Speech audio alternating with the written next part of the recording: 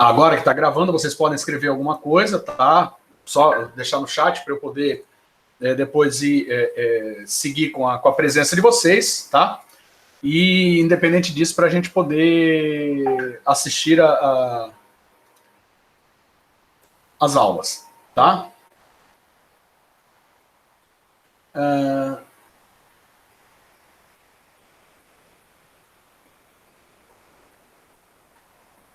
Tá. Aqui eu tenho algumas outras pessoas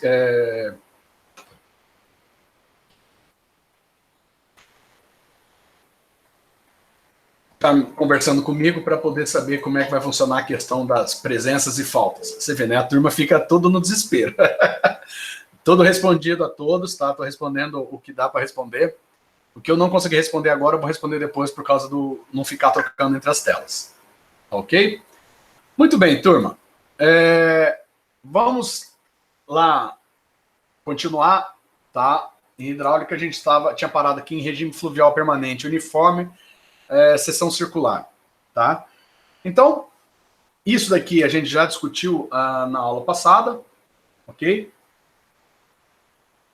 E eu tinha parado na hora que eu falei, vamos começar com a seção retangular, tá? O que tem de tão especial? As duas seções, tanto a circular como a retangular, são duas seções, como que eu vou dizer para vocês? Seções-chave, tá? Quando a gente fala em dimensionamento de canais na hidráulica. Por que eu falo que são seções-chave? Porque qualquer sistema de coleta pluvial, tá, de drenagem, a gente vai trabalhar com esses dois tipos de seção. As circulares, esgoto, seção circular, tá? E você não trabalha com esgoto sob pressão, salvo alguns casos de estações elevatórias de esgoto, tá? Mas não é o mote aqui, vocês não são da engenharia civil para trabalhar com dimensionamento de redes de esgoto, tá? Acho que tem projetos de rede de esgoto, né, lá na frente com vocês. Então lá vocês vão ver alguma coisa sobre isso, tá? Mas, independente disso, a gente trabalha sempre com canais, tá? Para esgoto, para drenagem pluvial. E os dois formatos são aqueles tubulões de concreto circulares, né? Para drenagem, esgoto usa-se tubulações de PVC, PAD. Alguns casos ainda usa-se de concreto, mas não muito, tá? E a gente usa também duelas não, tubulações quadradas ou retangulares, tá? Me fugiu agora o nome. Para a gente dimensionar canais de drenagem, tá? Ou canais, ou até algumas passagens por pontes, né? Ou obras especiais, né? Obras de arte, que a gente fala na engenharia. Então, normalmente, a forma retangular é adotada em canais de concreto, tá? E nos canais abertos em rocha. Então, esse é o formato. Então, quando se trata de seção retangular, a mais favorável é aquela em que a base é o dobro da altura. Isso daí, turma, tem até um porquê. A gente prefere canais mais largos, tá? Do que canais muito profundos, tá? Por várias questões, para facilitar depois manutenção. Tá? Pensa comigo, se eu tenho um canal muito estreito e profundo, primeiro eu vou ter que trabalhar muito a parte de estrutura para segurar as paredes, tá? Eu vou ter que trabalhar ali, porque eu vou ter que fazer a contenção das minhas duas paredes com muito mais concreto, aço, isso aí vai encarecer a obra. Numa eventual manutenção, a minha retroescavadeira, para poder entrar e limpar, eu vou ter que pôr ela lá dentro. Tá? Imaginem vocês, eu tenho que descer uma retroescavadeira dentro de um canal para fazer uma limpeza, porque eu não consigo tirar da borda. Tá? Salvo alguns casos, se a gente for falar de Tietê e tudo mais, aí a gente está falando de canais muito mais largos. Mas aqui em Campo Grande, eu consigo, com esse retro, em alguns canais, com a retro parada ao lado do canal, fazer a limpeza. Tá? Então, é mais ou menos assim que a gente, por essa razão, que é muito mais favorável eu trabalhar com a base sendo o dobro da minha altura. Tá? Independente a velocidade para esses canais, tá? A velocidade que a gente vai definir nos canais é o nosso raio hidráulico elevado a 2/3, que multiplica a raiz da minha declividade sobre um coeficiente N, que é o nosso coeficiente Haas-Williams, tá? A vazão é a área que multiplica a velocidade, né, que multiplica o raio hidráulico elevado a 2/3 vezes declividade sobre o coeficiente Haas-Williams. Ok?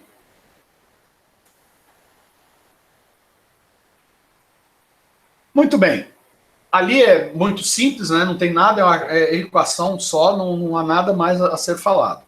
Tá? Quando a gente vai para uma seção trapezoidal, tá? Aí a gente já está falando do mais comum que a gente trabalha em canais. Tá? Em canais construídos, principalmente, a gente trabalhar com trapezoidal. Pelo seguinte, turma. O trapezoidal, eu construo ele com uma retro na minha borda, escavando. Tá? Então aqui, turma, ó, eu colocando uma retro aqui nessa borda aqui, a minha pá de escavar eu consigo vir, retiro o solo do fundo e venho subindo já fazendo o talude dele. Tá? Então por isso que é muito utilizado canais de seção trapezoidal. Tá? E os canais de seção trapezoidal, eles estão muito próximos, vocês podem ver aqui, de um semicírculo. Tá? E por essa razão de estarem muito próximos de um semicírculo, são canais que propiciam muito mais o escoamento. Né? Então, a determinada seção de escoamento aqui no nosso canal, tá? Vai ser sempre a forma mais econômica que levará a maior velocidade e ao menor perímetro, tá? Então, normalmente, quando a gente trabalha com essa seção trapezoidal, é como se a gente tivesse com um semi-hexágono, tá? Então, um semi-hexágono retangular é o que vai ter sempre o menor perímetro, ou seria o melhor, tá? Então, é fácil provar que valores estabelecidos da área e da altura em seção mais vantajosa é de um semi-hexágono, tá? Quando esse nosso ângulo alfa aqui for igual a 60 graus. Ok? Muito bem. Quando a gente fala de seção trapezoidal, tá? Então vamos lá, vamos lembrar as outras duas seções. A gente falou de seção circular e a gente falou da seção retangular, tá? Retangular quadrada. Tanto a circular é material pré-moldado, tá? Ou pode ser aço, concreto, PVC, ou seja, é um material pronto, tá? O retangular eu vou trabalhar muito com pré-moldado, tá? Ou moldado em loco, ou seja, que é moldado em loco, eu vou fazer paredes de concreto. Ou em caso de rocha, em que eu não tenho que me preocupar com a estrutura, tá? Escavado direto em rocha.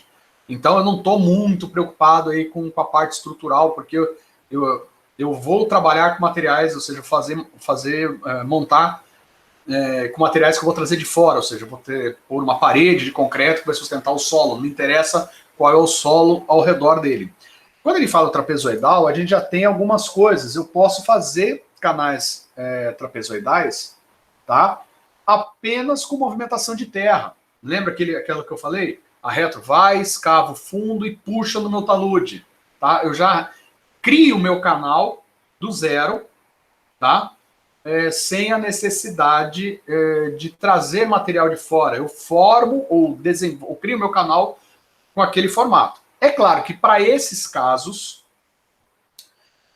existem algumas regras a serem seguidas, tá? Então a gente tem aqui algumas relações de tangente de alfa, ou qual é o ângulo alfa que eu devo ter na minha parede. E aí quando eu falo do ângulo alfa, é esse ângulo aqui entre o meu talude e um plano horizontal de referência paralelo à minha base, tá?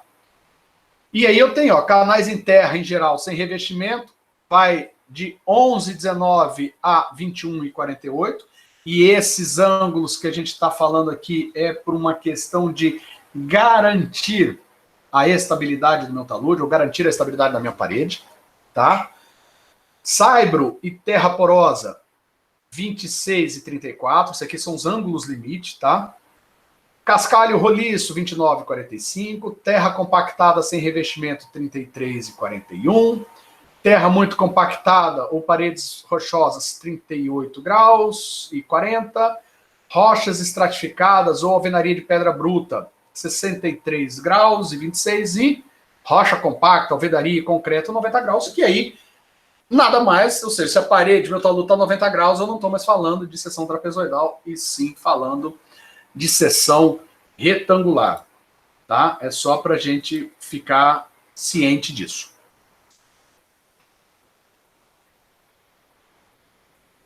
Ok? Então, quando a gente está com o desenho aqui do nosso canal, a gente tem algumas medidas, ou seja, o B para nós é a nossa base, dita em metros, o Y, a altura da linha d'água dentro do canal, também em metros, e esse M aqui é o indicador horizontal de talude, né, que a gente tem aquela relação 1 para M, né, normalmente é quanto de vertical para quanto horizontal, na verdade é M para 1, né, M 2.1, quanto no horizontal para vertical, certo? Ou seja, é a relação que a gente tem de tamanho para definir o talude, porque nem sempre eu preciso vir aqui, imaginem vocês ter que vir aqui com um transferidor para saber qual que é o ângulo que eu vou fazer aqui. Não, turma, é muito mais simples, né? Eu cravo aqui uma haste,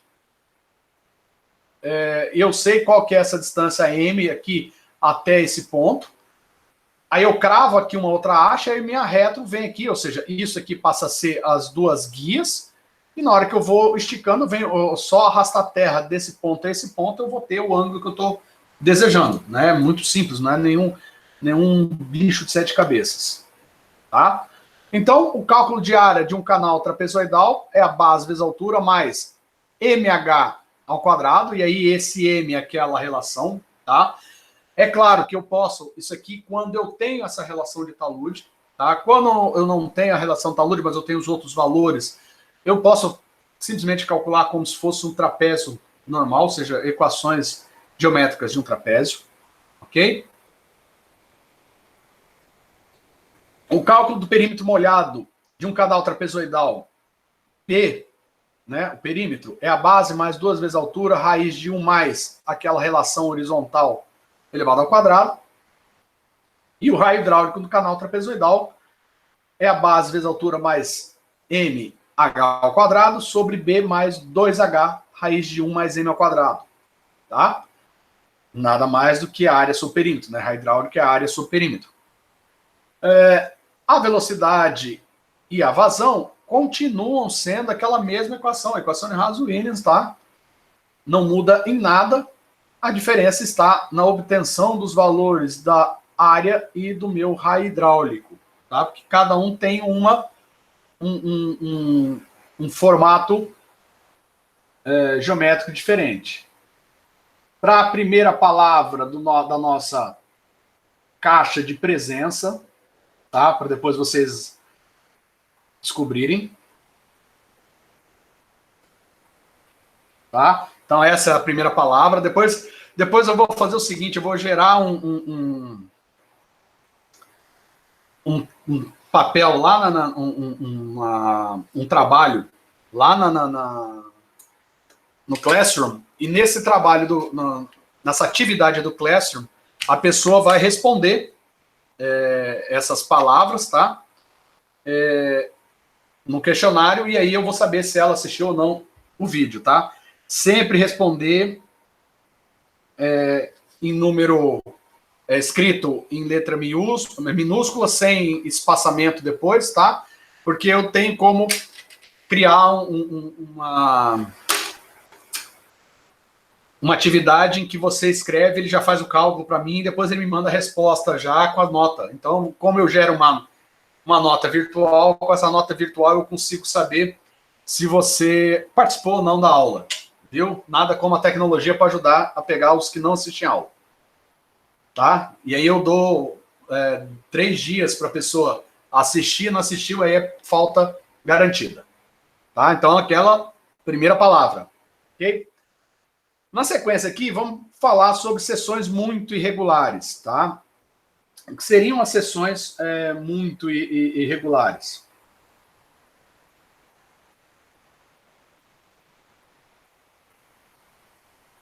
Seção irregular, normalmente são aquelas seções que não são exatamente um quadrado, um semicírculo, um trapézio, são seções que misturam um pouco de cada um desses, tá? Nesse caso, quando a gente tem seção muito irregular, o que a gente normalmente faz o quê? É tentar subdividir as nossas seções em várias seções iguais ou várias seções idênticas, tá? E essas seções idênticas, idênticas não, em várias seções de geometria conhecida, tá? Então eu vou separar várias seções de geometria conhecida, vamos supor que eu estou determinando a vazão. Eu vou determinar a vazão de várias seções de geometria conhecida, e no final eu somo as vazões. Por exemplo, pegar aqui uma seção, vamos supor que eu tenho aqui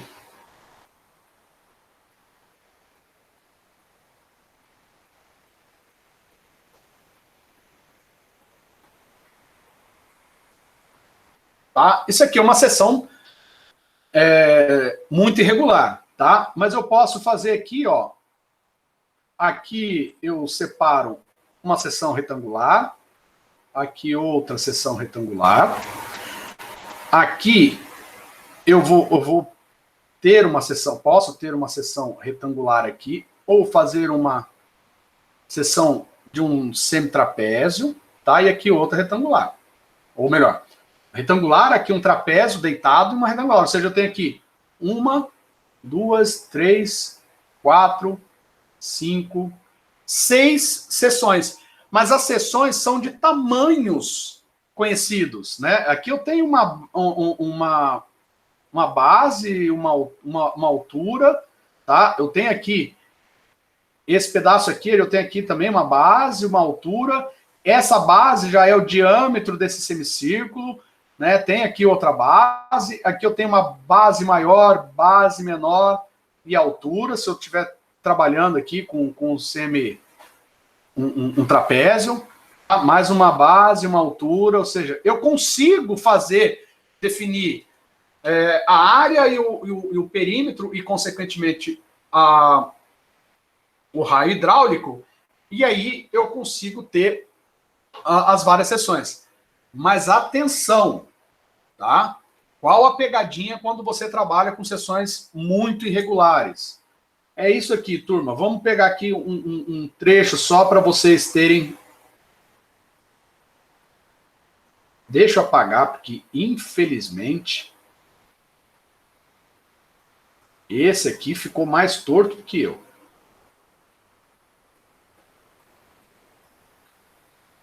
Tá?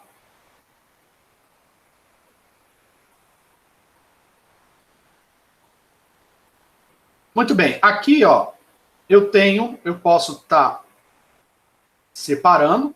Eu tenho uma seção aqui, que é o meu semicírculo, e eu tenho aqui, tá? Aqui está a água. Eu tenho essa outra seção, ou seja, seção 1, e aqui a minha seção 2. Tá? Minha seção 1 ser um trapézio, e a seção 2 um semicírculo. Qual é a jogada aqui? Vocês têm ideia qual é o grande problema aqui na hora que eu for calcular?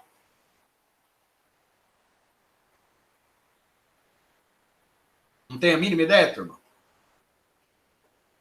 Não sabe. Gostei, vamos lá. Turma, é o seguinte. Esse pedaço aqui, tá? Esse pedaço aqui, que faz parte dos dois elementos, eu não posso contabilizar ele no meu perímetro. Por quê? O perímetro que a gente calcula é o perímetro molhado. É aquele onde toca a água. Então, na hora de calcular o perímetro, eu tenho que tomar cuidado. O que normalmente acontece aqui, a gente pode até separar em 3, tá? Em 3 elementos. Esse aqui ser o terceiro, esse aqui ser 1 e esse aqui ser 1'. Aí, isso daqui vai virar 3 pedaços, ou seja, um pedaço que é 1 mais 1', mais um pedaço 3, mais pedaço 2. Calcula a vazão daqui, a vazão daqui, a vazão daqui, somo as 3 vazões, eu tenho a vazão da minha seção. O segredo e o grande problema é aqui, ó, a seção 3 não tem perímetro. Por quê? Ó, eu não tenho área molhada, turma. Essas 3 faces aqui da minha seção 3 não tocam, a água não está tocando em nenhuma parede, tá? Então, aqui eu já não tenho perímetro. Então, área dividido por perímetro, tá? 1 dividido por 0, tá? É isso, a ideia é essa. Então, é por isso que não dá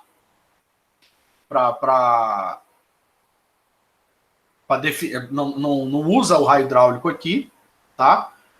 E nesse caso aqui, somente esta parte aqui eu posso contabilizar como perímetro. Essa parte aqui eu não posso contabilizar como perímetro da minha semi-esfera, tá? Entenderam essa questão? Isso é uma coisa que vocês têm que tomar muito cuidado, tá? Quando a gente separa a nossa seção muito irregular em várias seções geométricas regulares conhecidas, eu tenho que tomar muito cuidado com essa relação, tá? Eu tenho que tomar muito cuidado com a relação da área, né? Vamos lá. Eu olhando para um retângulo, né? Na hora que eu vou, deixa eu achar aqui o perímetro aí eu tenho que trabalhar com perímetro de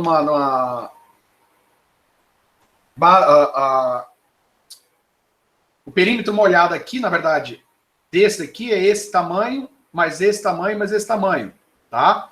Então, se eu souber aqui qual é essa relação, é o comprimento da minha hipotenusa aqui, mais a base, mais essa outra hipotenusa, é o meu comprimento, é o meu perímetro, tá? Vai dar o meu perímetro molhado.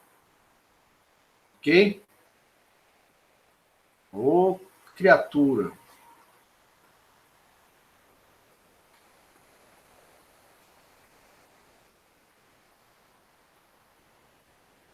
Hoje está sendo difícil. Hoje o negócio... Pronto. Nesse caso aqui, eu não vou ter perímetro, ou seja, olhando lá a nossa equação, né? Raio hidráulico, área sobre perímetro. Neste caso aqui, é área sobre 0. Ok? Neste caso, meu raio hidráulico é a área. E neste caso aqui, é só eu calcular o comprimento da semisfera. Tá? Então, a gente vai subdividindo em partes, né? E depois somando as devidas vazões, tá? De cada parte. E aí eu vou ter qual é a vazão da minha seção irregular, tá? Uma outra coisa que a gente tem muito com seção irregular vão ser diferentes graus de rugosidade. Normalmente, quando eu estou falando, isso aí não é só para seções irregulares, mas também para seções trapezoidais, tá? Quando a gente trabalha com semicírculo, ou a gente trabalha com seções retangulares, a gente normalmente vai estar trabalhando sempre com solo, tá? Normalmente vai estar trabalhando com solo. Normalmente eu vou estar trabalhando com solo, com concreto, alguma coisa pré-moldada, ou rocha, ou escavada em rocha. Então, todas as paredes serão de um mesmo material, consequentemente, com a mesma rugosidade. Quando eu trabalho com seções trapezoidais ou irregulares, eu posso ter diferentes coeficientes de rugosidade. Tá? Deixa eu só ver se na próxima imagem tem um. Tem. E aí, a gente vai ter que achar o que a gente chama de rugosidade relativa. Tá? E por que a gente tem diferentes rugosidades? Por exemplo, esse canal aqui foi construído em concreto, tá? Aqui o prefeito resolveu criar uma praia fluvial para os seus munícipes. Então aqui eu tenho grama ou areia, e aqui continua com material, ou seja, eu tenho diferentes rugosidades, em que essa praia natural só não é utilizada quando eu tenho uma cheia. Isso acontece em Paris, tá? O canal que passa pela cidade de Paris tem umas seções de praia, mas quando tem uma grande enchente ou uma grande vazão, essas praias ficam submersas, tá? Então seria mais ou menos uma jogada. A outra também é em canais trapezoidais, em que o fundo é de solo, é o solo da região, e as laterais já podem ter crescido aqui alguma vegetação, ou ter sido construído com argamassa, pedra emparelhada, ou algum outro material concreto. Então eu tenho rugosidade aqui diferente da rugosidade que está no meu fundo. E como é que eu defino o meu coeficiente de rugosidade equivalente ou relativo? Eu vou pegar, tá, o perímetro daquela rugosidade, multiplicar por ela ao quadrado e somar com o perímetro da outra rugosidade vezes ela ao quadrado. E assim, sucessivamente, eu vou fazendo essas somas de perímetros mais perímetro molhado, tá? Vezes perímetro molhado daquele pedaço, vezes o coeficiente de rugosidade daquele pedaço elevado ao quadrado, dividir tudo pela somatória dos perímetros e colocar tudo isso sob uma raiz, ou seja, tirar a raiz desse resultado. Aí eu vou ter o meu coeficiente de rugosidade equivalente, tá? É um coeficiente que pode, de certa maneira, representar de uma maior fidelidade o coeficiente de rugosidade daquele canal de seção irregular.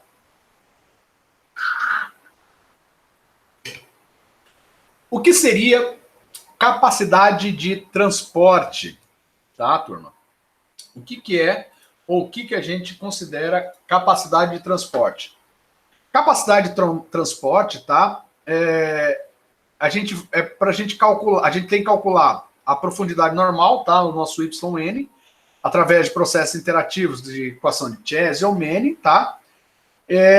Para ela satisfazer essa igualdade, ou seja, onde a área vezes o raio hidráulico elevado a 2/3 sobre o coeficiente de Manning tem que ser igual a vazão sobre a raiz da declividade, tá?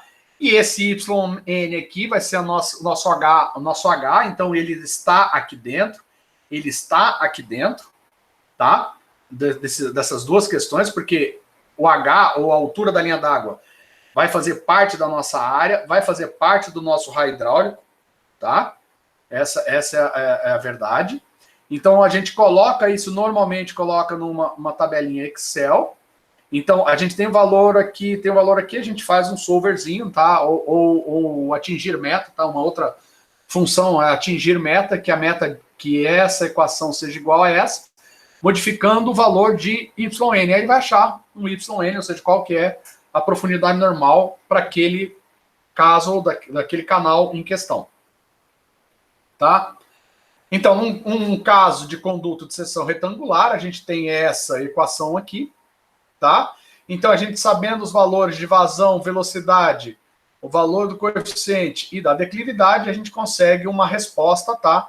No qual esse nosso Y aqui vai ser exatamente o mesmo do nosso YN, ou seja, a altura vai ser igual à nossa altura normal, tá?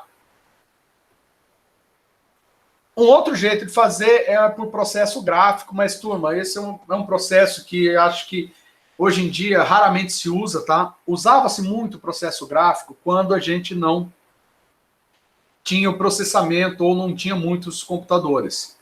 Vocês são de uma realidade completamente diferente da minha, tá? Não que eu sou uma pessoa que nasceu sem computador. Não é isso. Quando eu fiz engenharia, para vocês terem uma ideia, eu fui ter o meu primeiro computador pessoal, um famoso 486, em que tinha planilha Excel, onde eu poderia estar trabalhando com solver ou atingir metas. Isso foi em 1994. Tá? Ó, já se passaram lá um bom tempo de anos, né? Então, para nós, a gente, antes disso, né, e do advento das calculadoras científicas e tudo mais, a gente trabalhava com processos gráficos por ser uma facilidade na obtenção dos valores, tá? Vocês já não têm a necessidade de trabalhar com processo gráfico, tá? O que a gente faz no gráfico é que a gente cria valores, a gente vai dando valores aleatórios de Y, Y1, Q1, Y2, Q2, né? YM-1 vai estar, e assim por diante, ou seja, vários valores, e eu vou construindo gráficos, tá? Vão ter pares, tá? E aí, na hora que eu conseguir ter uma profundidade, uma altura em que há uma equalização, trabalho também com velocidade, eu acabo achando a minha vazão, tá? E de uma certa forma, a nossa curva-chave, tá? Então, a grande realidade fazia-se uma curva-chave de um canal para definir isso. Hoje a gente não usa direto um Excel, tá? Na verdade, quando ele fala determinação de curva-chave é fundamental, e aí a gente trabalha já com o próprio Excel, vocês já trabalharam com curva-chave, não há necessidade de eu ter que desenhar uma curva-chave à mão, ou seja, fazer uma hipótese de curva-chave, tá? Mas isso, normalmente, a gente faz uma determinação de curva-chave para condutos livres naturais de tamanho geométrico conhecido, tá? De formas geométricas conhecidas, ou seja, retangulares, circulares e trapezoidais, ou irregulares, porém, que eu consiga separar eles em formatos regulares, tá? Em formatos regulares, e aí eu consigo criar essa curva-chave, porque na verdade é só eu mudo um valor da altura da linha d'água, eu consigo calcular, né? Eu tendo no Excel todas as equações, eu vou mudando a linha d'água, eu vou tendo aí várias alturas, tá? Mas a definição do Y normal, eu vou ter que trabalhar com aquela primeira equação de igualdade, tá? Que é quando eu consigo ter um melhor transporte, tá?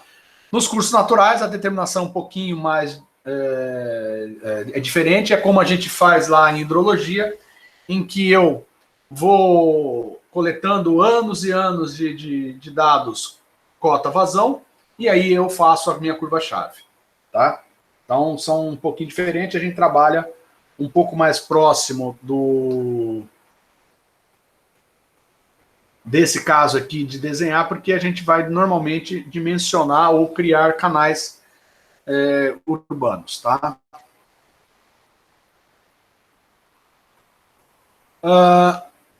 Isso aqui já foi dito, e aqui a gente vai passar para seções de máxima eficiência ou mínimo custo, tá? O que seria isso? O conduto é considerado de máxima eficiência ou, de certa forma, mínimo custo, quando é máxima vazão para uma determinada área, um determinado coeficiente de atrito e uma determinada declividade. Ou seja, neste caso, é quando eu consigo definir ele de tal maneira em que eu consigo ter o melhor conduto, tá?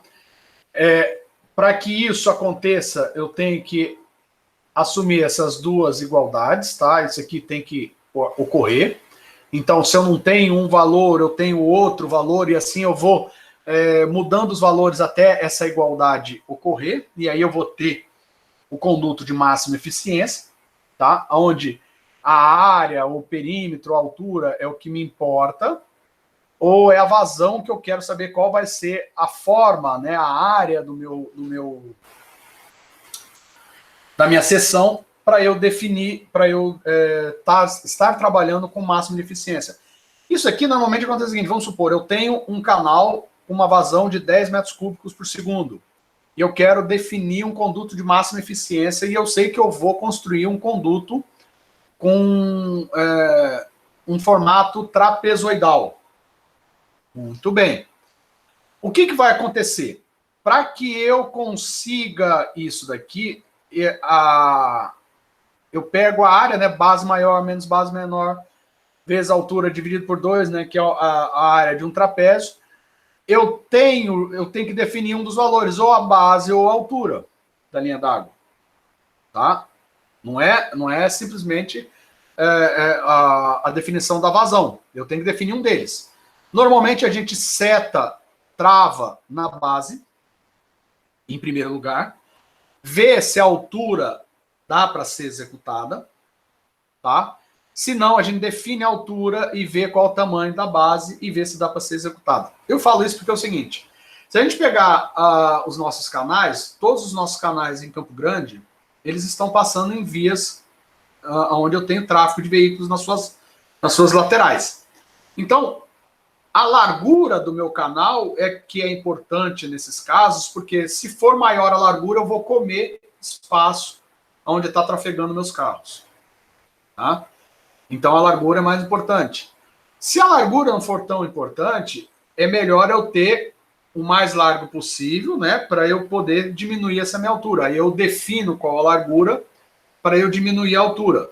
Tá? Então, é assim que a gente define um conduto de máxima eficiência. Alguns valores a gente tem que definir, determinar. Tá? Como eu disse, não é chute. Engenheiro determina, não chuta.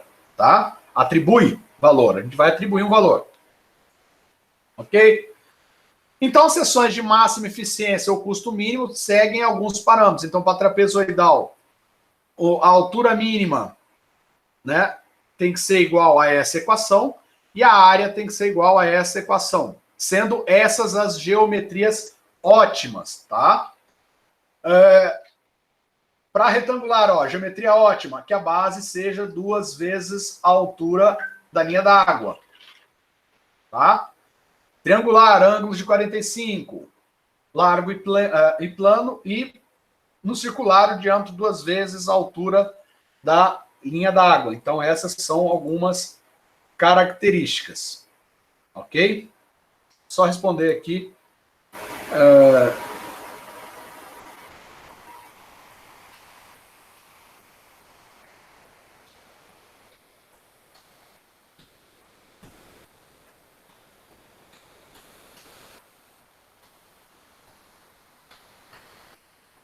Muito bem, turma. Continuando aqui, tá? As seções de máxima eficiência e mínimo custo também podem ser explicadas por essas equações. Deixa eu dar um zoom aqui para vocês.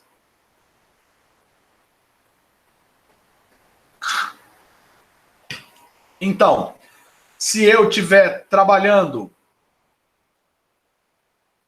com uma seção trapezoidal, tá?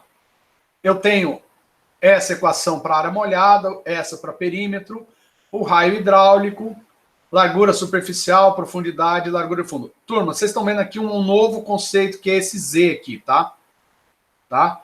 O que é esse Z? Tá? O Z é uma função também da relação de vertical com horizontal. É o nosso M, tá? Em alguns casos ele alguns autores chamam de Z. Ok? Aqui, os parâmetros de seção, tá? Alguns, para vocês entenderem o que é cada tamanho desse das nossas seções, tá? E no caso de você estar trabalhando com condutos artificiais não revestidos, tá? O que são condutos artificiais não revestidos? São condutos em que vocês vão escavar eles, tá? E não vão estar revestindo eles com nenhum material, tá? Mal é mal, a vegetação vai crescer, ou o próprio solo. Nesse caso, toda vez que vocês trabalharem com condutos artificiais não revestidos, a gente tem que construir para garantir a estabilidade das faces, tá? Que foi aquela tabelinha que eu passei para vocês, ok? Uma outra coisa que aquela tabelinha lá atrás, deixa eu voltar rapidinho só para vocês lembrarem do que eu estava falando, tá? O que seria essa tabelinha, tá? Que são os ângulos, tá? De acordo com a natureza da minha parede. Quais são os ângulos do meu talude, por exemplo, de acordo com a minha parede. Com material, né?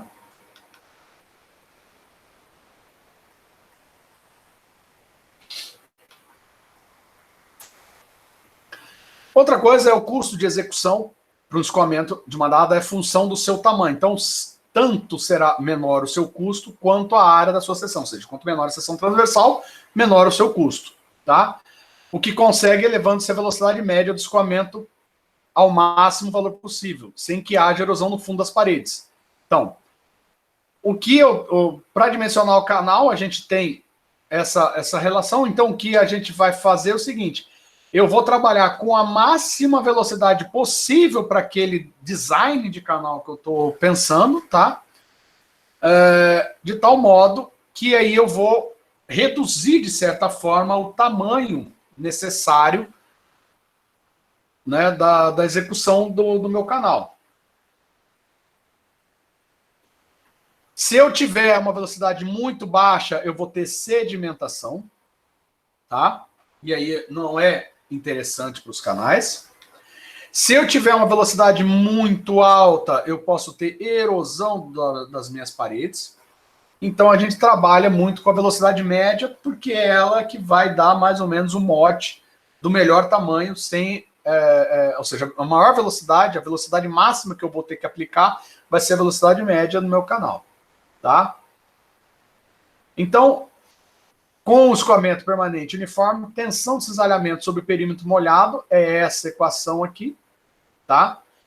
Aonde esse tal não é constante, varia com a profundidade ou comprimento do meu raio hidráulico, e a gente visa simplificar esse processo prático de verificação de estabilidade, a gente indica valores de velocidade limite do fluxo, inclinação limite do talude e tensão de cisalhamento. Então, isso tudo aqui, na verdade, é meio que tabelado, tá? É tabelado e a gente só segue as tabelas para poder executar, tá? Essa velocidade máxima que eu vou definir sempre vai ser baseada na natureza do material, ou seja, qual o máximo que eu posso sem causar erosão, tá? E em condutos de transporte de esgoto, eu tenho que tomar cuidado muito grande com velocidades baixas, tá? Eu tenho que evitar no dimensionamento ter velocidades baixas, senão eu vou ter deposição de sedimentos, tá? E esse controle de velocidade é muito simples, é obtido através do aumento ou redução da declividade. Então, quando vocês estão dimensionando um canal, isso é muito simples, porque no processo de dimensionamento do canal, se vocês estão percebendo que a velocidade está ficando muito baixa, vocês aumentam a declividade. Ou seja, esse trecho aqui eu vou aumentar a declividade para que eu não tenha problema de sedimentação. Se tiver muito alto, eu diminuo a minha declividade para evitar a erosão das minhas paredes. Reduzo, de certa forma, a velocidade. E aí a gente tem as tabelinhas, tá?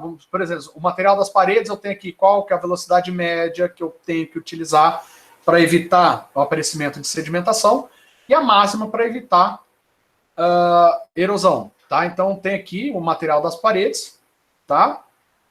De cada um dos materiais das paredes e também as velocidades mínimas para o tipo de depósito que eu vou ter, o tipo de líquido, tá? Que eu vou estar impulsionando no meu canal. Ou seja, água com suspensão fina, velocidade mínima é 0,30, esgoto é 0,60. Tá? E aqui algumas velocidades práticas para canais sem revestimento e coletor de esgoto, que é mais ou menos como vocês começam a dimensionar. A gente começa com esses valores e a gente vai modificando ele à medida que a gente vai criando os nossos, vai fazendo o nosso dimensionamento. A verdade, turma, quando a gente faz um dimensionamento de um canal, tá? A gente faz por etapas, tá? Por exemplo, se eu tenho um canal, o canal normalmente ele vai estar num trecho, tá? Porque eu vou começar numa cota maior, vindo para uma cota menor, tá? Então, normalmente eu vou dimensionar este canal, depois eu dimensiono este canal,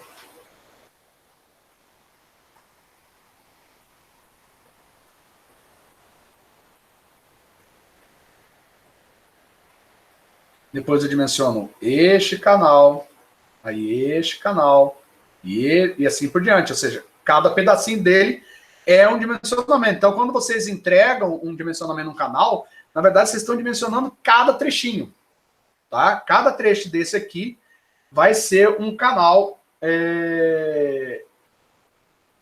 Vai ser um canal que vocês vão estar dimensionando. Ok? Aqui, algumas velocidades limites também para outros tipos de suspensão, tá? Ou seja, suspensão fina, areia fina, esgoto e águas pluviais. Então, aqui a gente já tem alguns outros valores de controle, tá? Que a gente sempre vai trabalhando. E para canais de terra, a velocidade recomendada para uso nos projetos que impeça a erosão das paredes e a deposição, através da fórmula de Kennedy, tá? Em que velocidade é um coeficiente C vezes H elevado a 0,64. E o C está aqui, ó. Vai depender da granulometria, tá? No material em suspensão. Então aí já fica um pouquinho mais trabalhoso, mas também não é nenhum bicho de 7 cabeças a gente descobrir aqui qual é a equação, tá? Qual é a velocidade máxima, tá? Para não ter erosão das paredes. Tá? Temos aqui também velocidades práticas, tá? O que seria velocidade prática? Prática é, vamos supor, que vocês já começarem um cálculo expedito, tá? Vocês começam as velocidades práticas, depois vocês vêm verificando cada trecho do canal de vocês, tá? Cada pedacinho do trecho, se está respeitando os limites que vocês querem, e aí vocês vão mudando esses valores que vocês já começaram a calcular, tá? Para atingir o menor custo. Isso daqui são os valores que vocês vão atribuir. Lembra? Engenheiro não chuta, engenheiro atribui. Então, é com isso que a gente começa os nossos cálculos, atribuindo certos valores. Tá? As inclinações que a gente já falou lá atrás, aqui eu tenho uma tabela um pouco maior, tá? Com ângulo ou com valor de M, tá? Que é a relação de 1 para a relação do vertical.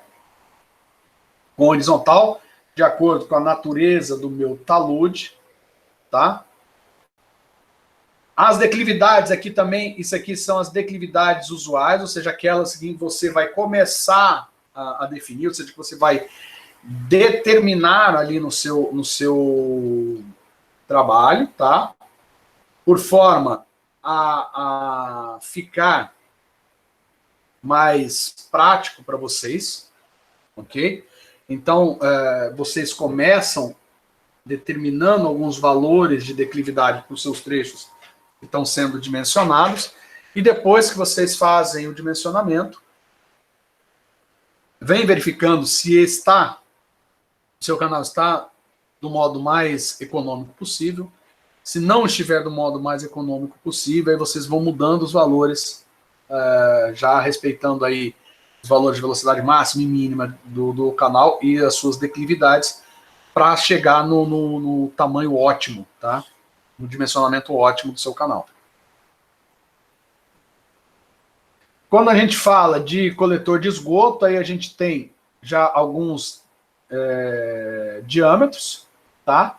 E para cada diâmetro de coletor de esgoto, eu tenho uma declividade mínima recomendada, qual que é a declividade em metros por quilômetro, e qual a declividade comum, tá? Que se trabalha com cada tipo de diâmetro dos coletores de esgoto. Tá? Alguns casos, para a gente não ter... o que acontece? O tamanho do meu canal está numa posição, num formato em que eu não consigo trabalhar com a velocidade mínima. Tá? Ela acaba ficando muito baixa ainda, a velocidade acaba ficando muito baixa, principalmente em épocas de baixa precipitação na região.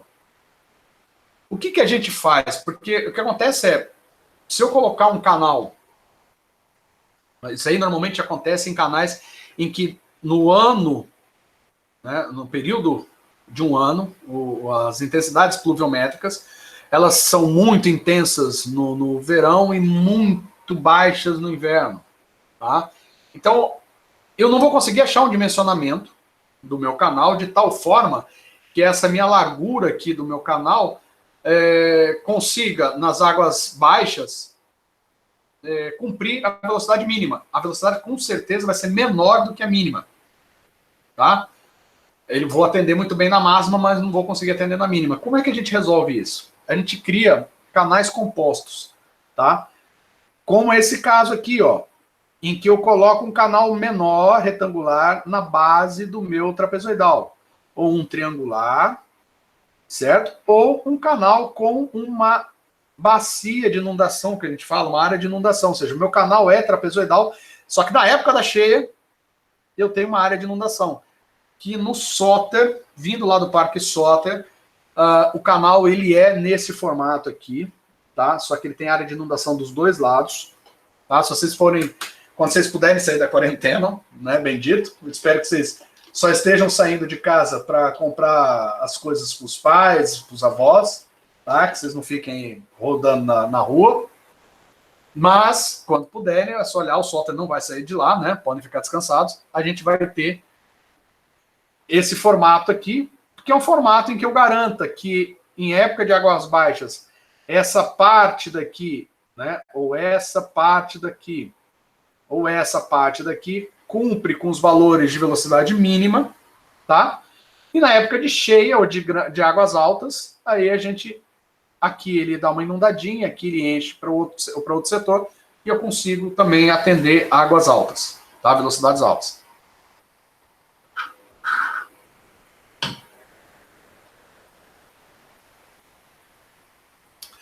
Uma outra coisa que a gente define é...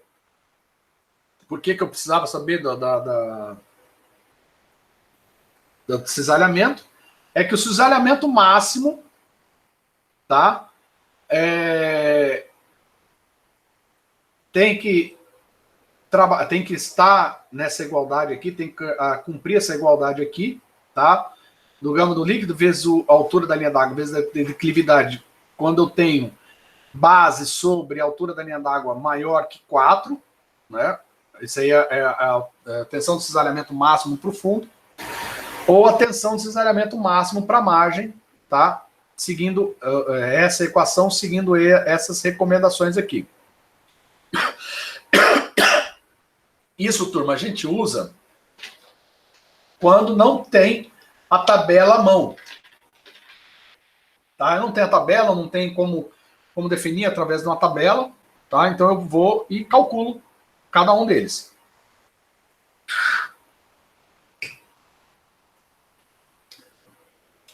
A condição crítica ou início de erosão, tá? É dado pelo critério de Shields, e aqui a gente tem que a tensão de cisalhamento crítica vai ser 0,06 do peso específico do sedimento, menos o peso específico da água, vezes o diâmetro médio do sedimento, tá? E aí, no caso, vocês vão ter que ter essas informações daquele canal. Normalmente, a gente sempre ou vai construir, tá? No caso, num rio, ou a gente está retificando um rio urbano, tá? Ou num caso da construção de um canal de irrigação, eu já sei essas informações aqui do sedimento, eu já sei porque eu vou irrigar com água de algum lugar, então eu já sei qual é a composição de sedimentos daquela região, tá? Daquela água. Estou pegando de um rio, de algum lugar, então eu já sei qual que é. Ok? Então, para que não ocorra erosão, é necessário respeitar a seguinte relação. A tensão de cisalhamento crítico tem que ser maior ou igual à tensão de cisalhamento máximo vezes um fator de segurança. E aí, tá?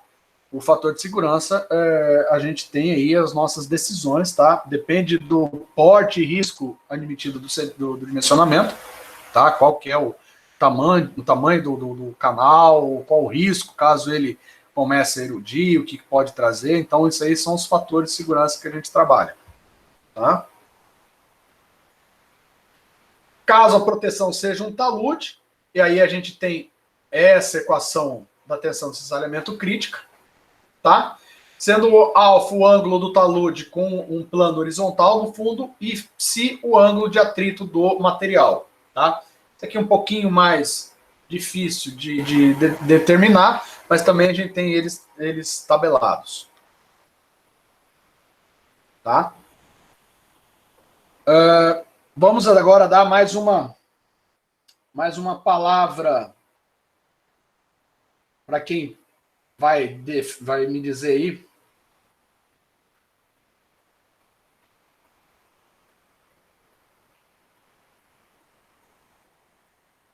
Tá? Essa é a palavra lá da lista de chamada. Deixa eu anotar aqui, porque depois eu vou colocar tudo para vocês.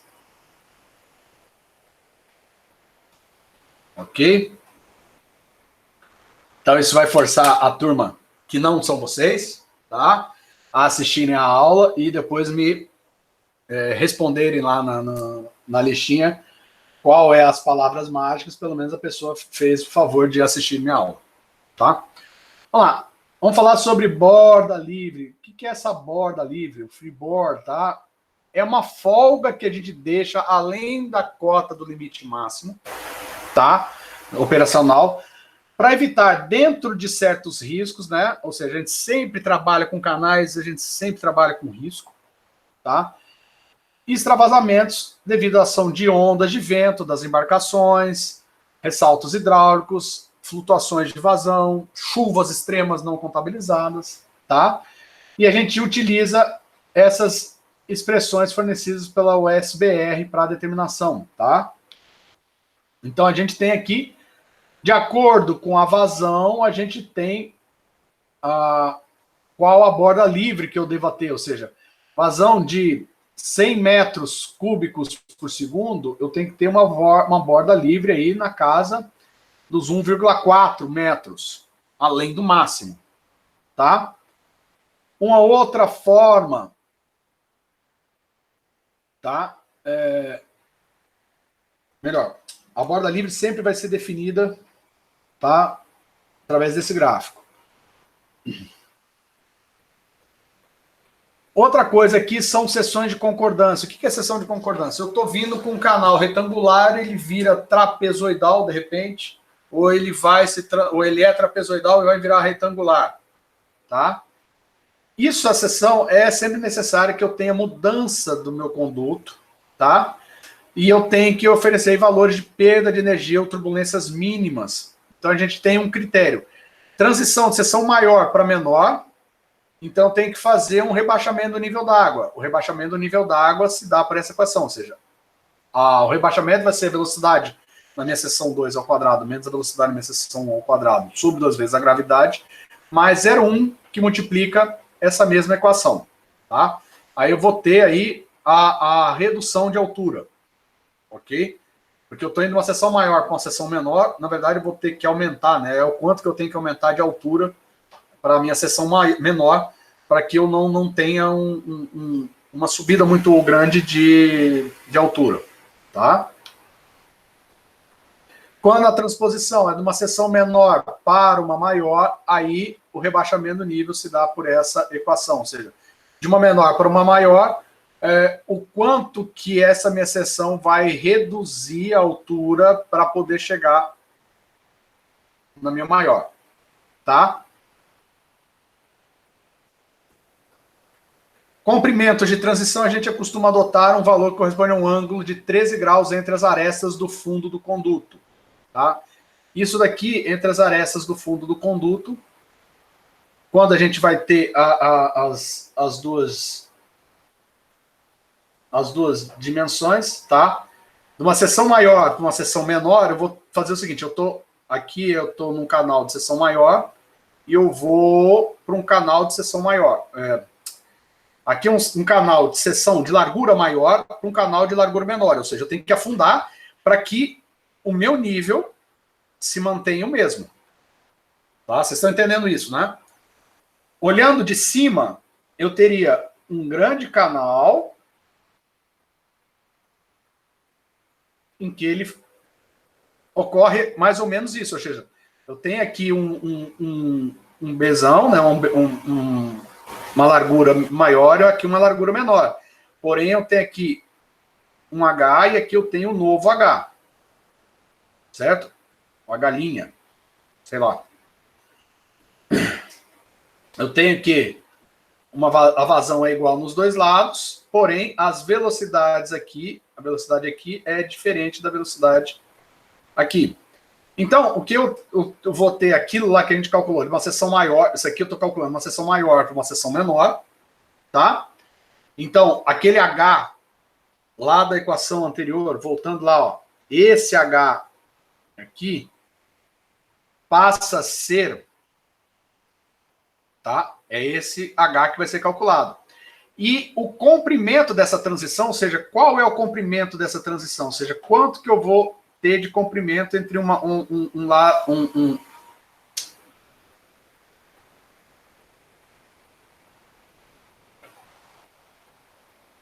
Qual que é o comprimento que eu terei aqui?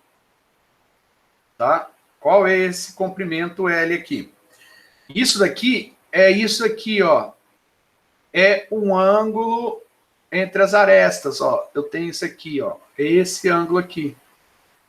Esse ângulo θ tem que ser aproximadamente 13 graus. E aí eu faço uma linha com aproximadamente 13 graus. Na hora que eu tocar os dois, eu sei qual é o comprimento. Tá? Isso aqui no AutoCAD é balela, tá? Ou vocês simplesmente calculam à mão, porque vocês vão ter um triângulo. Vocês têm aqui esse ângulo, é o mesmo ângulo disso aqui, tá? E aí vocês simplesmente fazem triângulo, retângulo, PT saudações, não é nenhum bicho de 7 cabeças. Curvas horizontais originam uma resistência ao escoamento e provoca uma sobrelevação. Isso aí acontece o seguinte, turma. À medida que o rio faz uma curva, tá? Eu tenho uma resistência e a água sobe. Quem já andou em tobogã de água? Tá? Aqueles tobogãs que a gente sobe não sei quantos metros e desce para uma piscina. Na medida que você está descendo, na hora que você chega numa curva, você sobe da curva. Tá? A água faz o mesmo. Então eu tenho que definir também essa altura aqui, ó, que é o que a gente chama de altura de sobrelevação. Ou seja, quando eu tiver um canal e ele faz uma curva, eu tenho que definir qual é a altura de sobrelevação da minha parede. Não é tão simples assim dimensionamento de canal, tá? Mas ele não ele é complicado, mas ele não é difícil. Aquilo que eu falei aquela vez. Ser complicado é uma coisa, ser difícil é outra. Ele é fácil. Só é complicadinho porque tem várias etapas.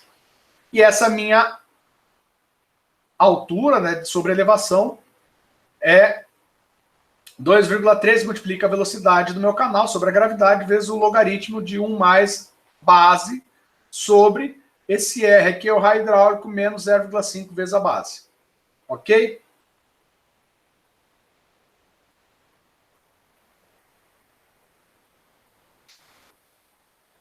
E algumas coisinhas que a gente tem que levar em consideração quando a gente está fazendo dimensionamento de canais, tá? Reconhecimento do local, análise ambiental e econômica, execução da obra de jusante para montante, tá? Por que que a gente faz a obra de jusante para montante?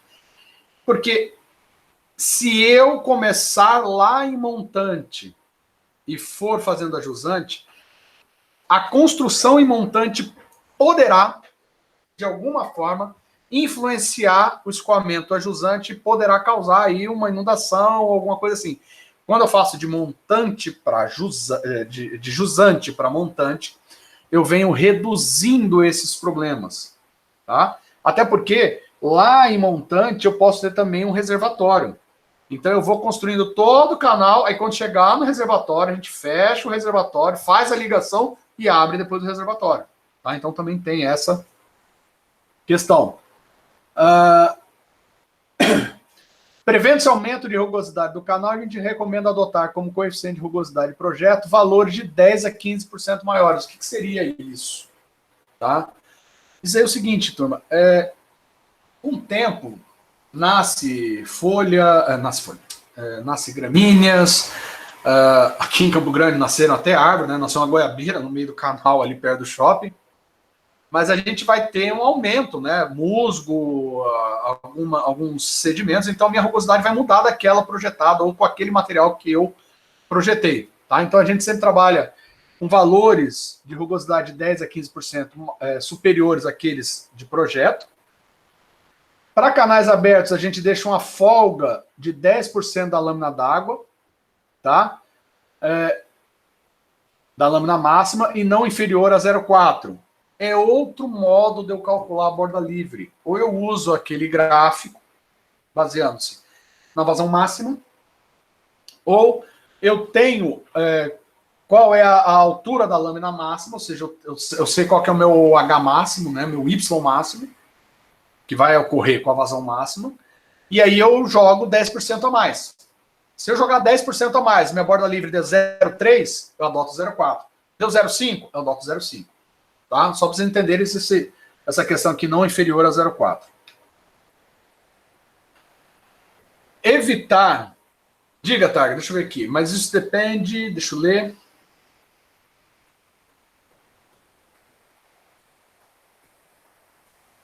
Tá. Se eu posso escolher qualquer valor entre os 10% e os 15%, né? O que você está falando aqui. Rugosidade de 10% a 15%. Isso daí vai... o que você vai usar como base, tá? Entre 10% e 15%. Isso aí é que eu falo para todo mundo. Quando vocês começam a trabalhar com isso, por que a gente encontra? Vamos dar uma volta rapidinha na engenharia para vocês entenderem. Porque quando a gente se forma engenheiro, tem gente que só trabalha com CAR, né, um engenheiro ambiental. Tem engenheiro ambiental que só trabalha com sistema de abastecimento. Tem engenheiro ambiental que só trabalha com legislação ambiental. Tem engenheiro ambiental que só trabalha em sistema de tratamento de esgoto. Cada um acha a sua área de preferência e com os anos de prática e de trabalho, ele vai descobrindo algumas relações, algumas coisas que resolvem para ele. Tá? No caso de dimensionamento, quando vocês trabalham com dimensionamento de canais, tá? Vocês vão, na verdade, ter, como que eu vou dizer, um feeling durante o tempo de serviço, tá? Em que vocês vão saber, dentro dos 10% a 15%, o que você vai utilizar. Na verdade, vai depender do quê? Vai depender como é que a manutenção dos canais para quem você está fazendo o projeto, tá? Você vai construir um canal de concreto ou você vai construir um canal que tem solo, tem árvore em volta, vai ser usado grama, ou seja, tudo isso vai mudar esse valor, né, dos 10 a 15%.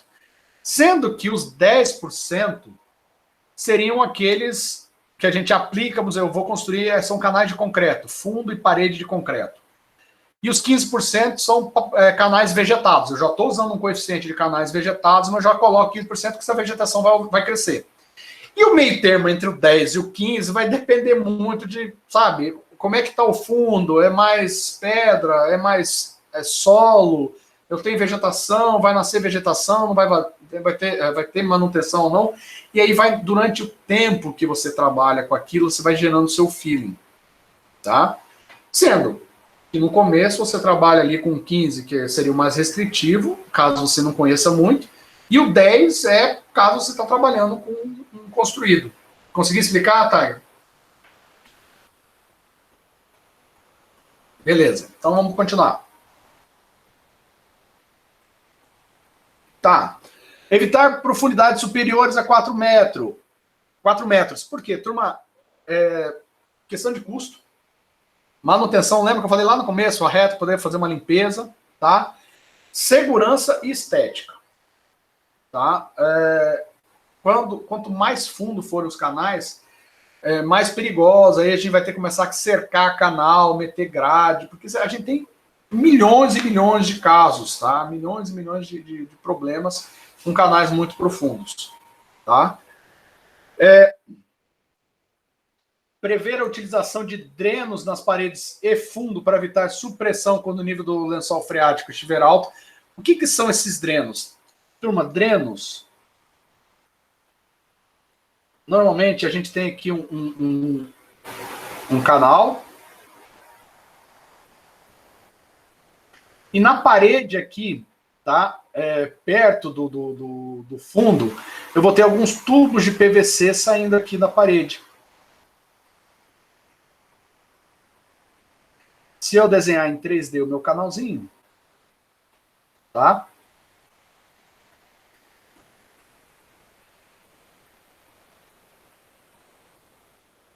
Os tubos estariam aqui.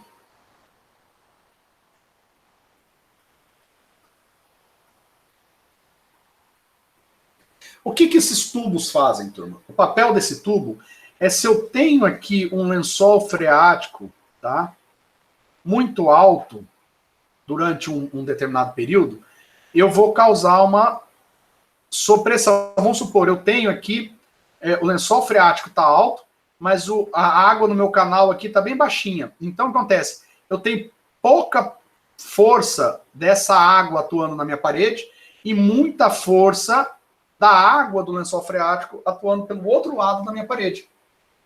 Isso, estruturalmente, pode forçar a queda da minha parede, tá? A queda do meu talude. Então, a gente usa esses tubos aqui, que permite que essa água escoa por eles para cá e vice-versa.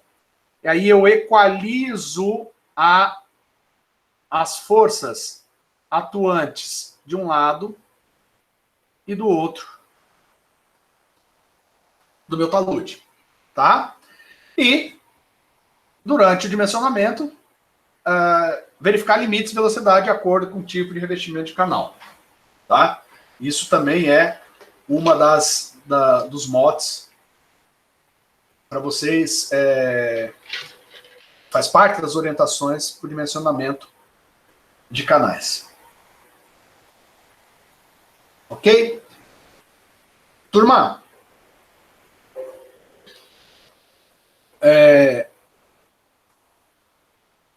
vamos agora, vou só... Deixa eu preparar aqui.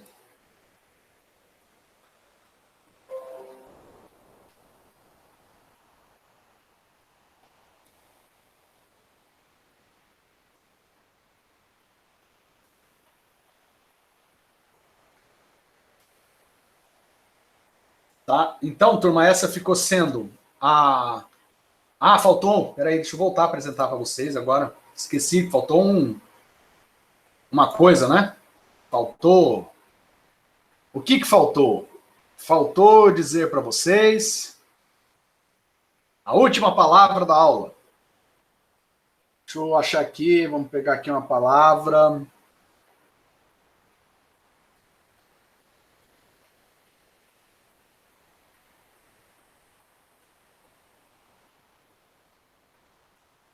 Tá feio, essa minha letra aqui não dá. Deixa eu escrever. Eu vou escrever em letra. Em letra.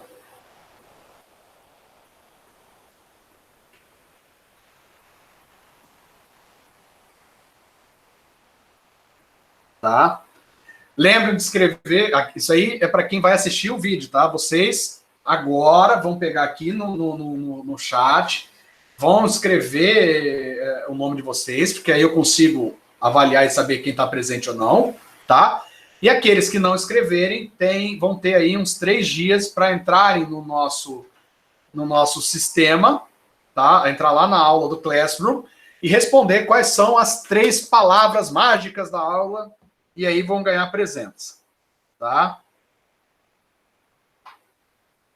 Estão livres de escrever essas 3 palavras, só 2 pessoas que me avisaram hoje que estariam cuidando dos seus avós. Um está no hospital e o outro teve que fazer a compra dos produtos, mas eles são alunos que eu sei que assistem depois minhas aulas, porque eles depois mandam para mim as perguntas, tá?